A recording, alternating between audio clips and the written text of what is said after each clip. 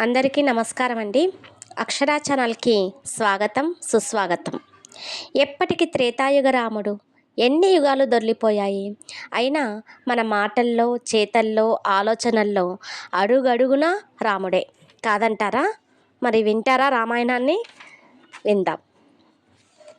మనం గమనించాం కానీ భారతీయ భాషలన్నింటిలో రామాయణం ప్రతిధ్వనిస్తూ ప్రతిఫలిస్తూ ప్రతిబింబిస్తూ ఉంటుంది.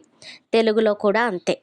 ఎంత వివరంగా చెప్పినా అర్థం కాకపోతే అనే మాట రాత్రంతా రామాయణం విని పొద్దున్నే సీతకు రాముడు ఏమవుతాడేమోనని అడిగినట్లుంటుంది అంటారు కదండి.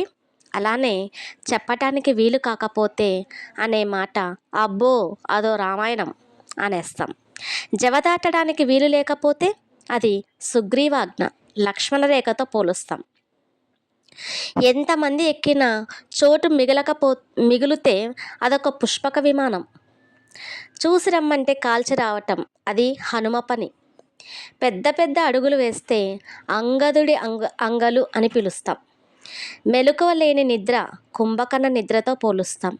పెద్ద ఇల్లు లంకంత ఇల్లు అంటాం. ఎంగిలి చేసి పెడితే శబరితో పోలుస్తాం. ఆడవారి గురించి అసలు ఆలోచనే లేకపోతే ఋష్యశృంగుడు ఆ ఋషితో పోలుస్తాం. అల్లరి మూకలకు నిలయం కిష్కింధకాండ. విషమ పరీక్షలన్నీ మనం తట్టుకుంటున్నామంటే అది అగ్ని పరీక్షలే అని అనుకుంటాం. పితీరులు చెప్తే వాళ్ళని మందరతో పోలుస్తాం. సాయం చేసినప్పుడు ఉడతా భక్తితో పోలుస్తాం.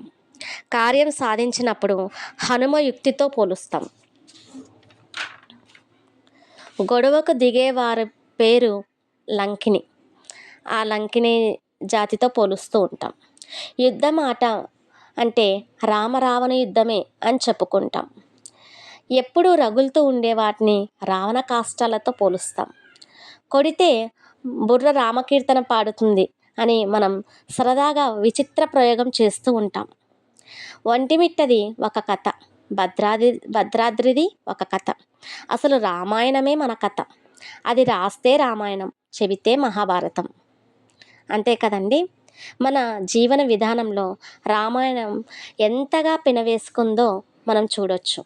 ఈ కంటెంట్ మీకు నచ్చినట్టయితే లైక్ చేయండి, షేర్ చేయండి, సబ్స్క్రైబ్ చేయండి ఫ్రెండ్స్. Thank you.